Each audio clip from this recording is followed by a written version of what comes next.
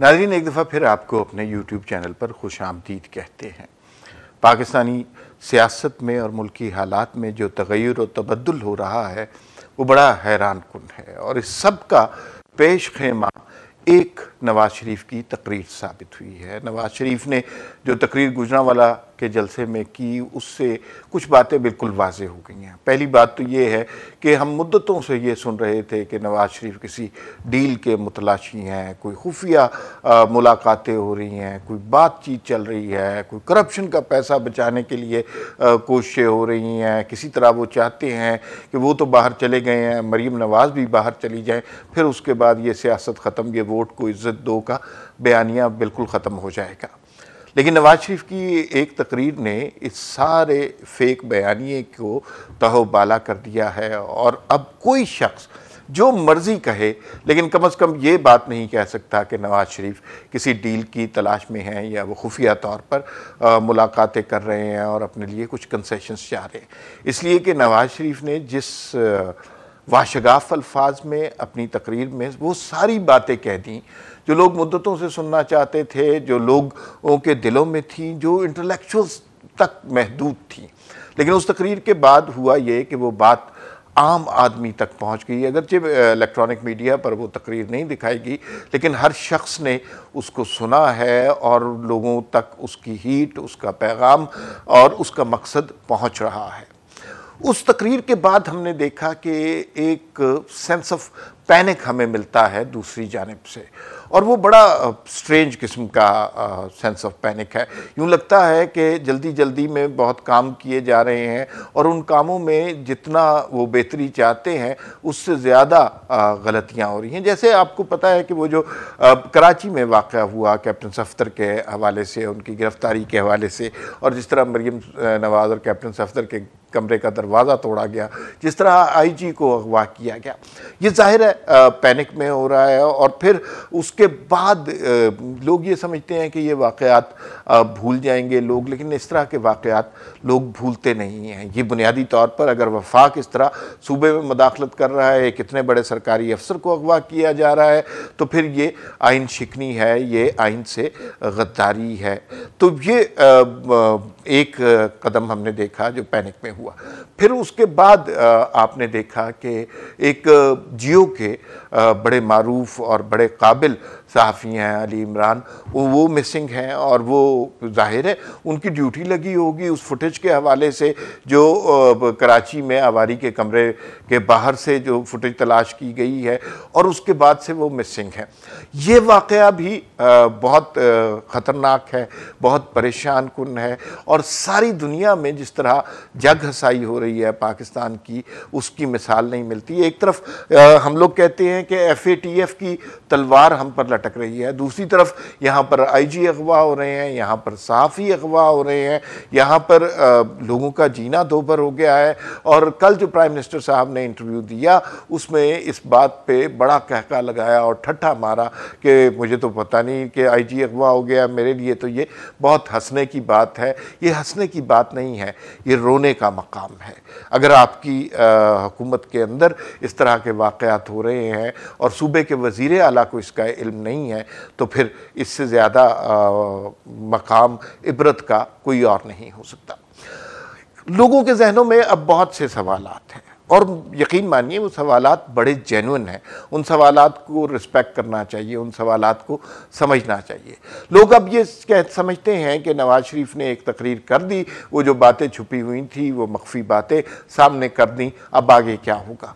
लोग ये जानना चाहते हैं कि ये हुकूमत कब जाएगी, महंगाई की अफरीत से निजात कब मिलेगी, किस वक्त हमें सुकून का सांस मिलेगा, किस वक्त गैर जमहूरी ताकतों का सियासत में, जमहूरियत में असर कम होगा, किस वक्त नैब का इंतकाम ख़त्म होगा, किस वक्त सियासी कारकुनों की गिरफ्तारियाँ बंद होंगी, किस वक्त सहाफ़ियों का अगवा ख़त्म होगा, किस वक्त मीडिया की ज़ुबान खोल दी जाएगी, उस पर जो ताले लगे हुए हैं, उसके ऊपर जो कदगने हैं वो ख़त्म हो जाएंगी, किस वक्त नए इलेक्शन होंगे, क्या सेनेट के इलेक्शन से पहले ये के बाद का कोई वाक़या होगा, या जो जनवरी की तारीखें दी जा रही हैं वो उनके बारे में क्या ख्याल है? लोगों को कुछ इंतज़ार करना पड़ेगा। मेरे ख्याल में नवाज शरीफ ने एक तकरीर की है और उससे हमने देखा कि बहुत कुछ पलट गया है। उस तकरीर के बाद ये दाग धुल गया है कि पंजाब हमेशा इस्टेब्लिशमेंट के साथ रहा है और इस्टेब्लिशमेंट की हर ताकत को उसने सल्यूट किया है और ये झुककर हुकूमत करने वाले लोग हैं। नवाज शरीफ ने जिस दलेराना और जुर्रतमंदाना स्टांस को अपनाया है वो कोई आसान स्टांस नहीं है। इससे इस मुल्क की सियासत में अभी तो जो वाक़यात हो रहे हैं वो तो हो रहे हैं, लेकिन इसके साथ साथ पंजाब के चेहरे के ऊपर जो दाग था कि प्रो इस्टेब्लिशमेंट लोग हैं और ताकतवर लोगों के सामने झुक जाते हैं, वो दाग भी अब धुल गया हुआ है। अब मामलात जो हैं वो कंट्रोल से गैर जमहूरी कुव्वतों के बाहर होते जा रहे हैं। दूसरी बात यह है कि लोगों के जो सवालात हैं कि हुकूमत कब जा रही है और इलेक्शन वगैरह कब होंगे, जनवरी की तारीख फतमी है या नहीं है, उसमें ये बात बहुत इम्पॉर्टेंट है कि अभी एक तकरीर हुई है और उसका इतना इम्पैक्ट हुआ है इस माशरे पर, इस समाज पर, इस सियासत पर, इस जमहूरियत पर। कोयटा का जलसा नवाज शरीफ साहब ने दोबारा खिताब करने का फैसला किया है और जो सियासी पंडित हैं उनके ख्याल में कोयटा के जलसे में जो तकरीर होगी वो उससे ज़्यादा बोल्ड और बहादुर तकरीर होगी जो गुजरावाला में की गई है। बल्कि एक तरह से सोचा जाए कि नवाज शरीफ ने एक और मौका दिया था इस्टेब्लिशमेंट को कि अगर वो अपने इक़दामात दुरुस्त करना चाहें तो कर लें, लेकिन कराची के जलसे के बाद जो वाक़यात हो रहे हैं उससे यूँ लगता है कि ये वाक़यात और ये हालात दुरुस्त करना ही कुछ लोग नहीं चाहते। कोयटा का जलसा एक और उसमें नवाज शरीफ का खिताब एक ऐसा खिताब होगा जो मुल्क की तारीख को बदल देगा। आपने देखा कि एक तकरीर से क्या इम्पैक्ट हुआ, दूसरी तकरीर से जो इम्पैक्ट होने वाला है वो बहुत बड़ा होगा। उसमें कुछ सुना है, कोई वीडियोस भी आ रही हैं, लेकिन ये सुनी सुनाई खबर है, मेरे पास हतमी रिपोर्ट नहीं है। लेकिन अगर इस तरह का हो गया कि कुछ जजेस को मजबूर किया गया है इस काम के लिए कि वो नवाज शरीफ को ज़बरदस्ती सज़ा दें, तो ये बहुत ख़तरनाक मामला हो जाएगा। दूसरी बात ये कि अभी काजी फ़ाइज़ ईसा साहब के रेफरेंस के हवाले से उसको जो कालादम करार दे दिया गया, उसके हवाले से भी बहुत सी बातें हो रही हैं। अब सदर मुमलिकत की नाअहली भी साबित होती जा रही है और अखलाकी तौर पे सदर, वज़ीर आज़म और वज़ीर कानून को अपनी जो पोजीशंस हैं उनका कोई हक नहीं रहा। लेकिन अखलाकी तौर पर यहाँ कौन पूछता है, यहाँ पर अखलाकियात से मामलात बहुत आगे चल गई है। हमने ये देखा है कि गुज़िश्ता दिनों में इमरान खान साहब की टोन चेंज होती रही है। कभी वो बहुत एग्रेसिव नज़र आते हैं, कभी वो हंसने की कोशिश करते हैं और इवन आईजी के अगवा पर भी तमस्खुर उड़ाते हैं।